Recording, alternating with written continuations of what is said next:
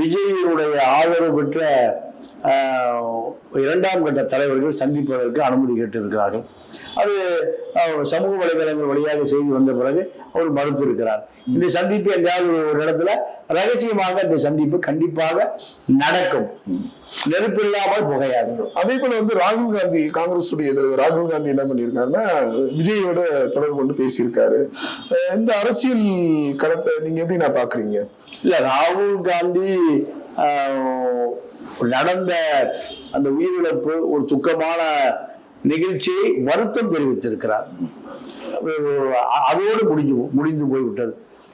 திமுக காங்கிரஸ் கூட்டணி மிக வலுவாக இருக்கிறது.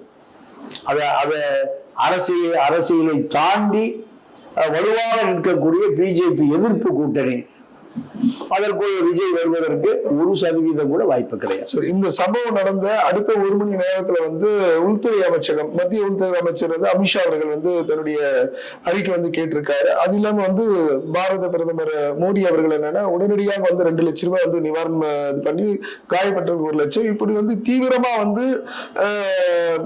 சென்ட்ரல் கவர்மெண்ட் இறங்கிறதுக்கான காரணம் என்னன்னு இல்ல மத்திய இதுல அரசியல் பாக்குறாங்களா? இல்ல, பாஜக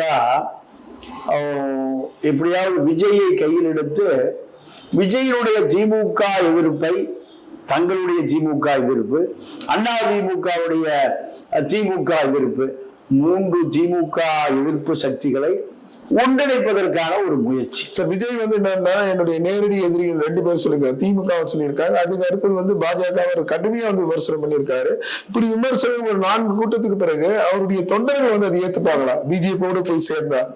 இல்ல, தொண்டர்கள் ஏன்னா இது வரைக்கும் என்னன்னா தமிழகத்தில் இருக்கக்கூடிய அத்தனை கட்சிகள், பெரும்பாலான கட்சிகள் பாஜகவுடைய அடிமைகளாக மாறி இருக்காங்க. ஒரு புது அடிமை வந்துட்டாரா? இல்ல, விஜய்க்கு இப்போ திமுகவை எதிர்க்கக்கூடிய வலிமையான ஒரு மத்திய அரசு சக்தி தேவை. எம்ஜிஆருக்கு அன்றைய காலகட்டத்தில் கம்யூனிஸ்டுகள் இருந்தார்கள். அதே போல ஜெயலலிதாவுக்கு காங்கிரஸ் இருந்தது.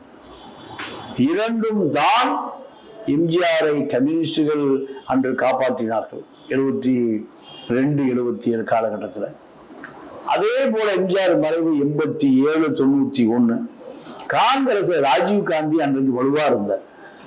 காங்கிரஸ் ராஜீவ் காந்தி தான் ஜெயலலிதாவை முதலமைச்சர் நாற்காலியில் அமர வைத்தார்.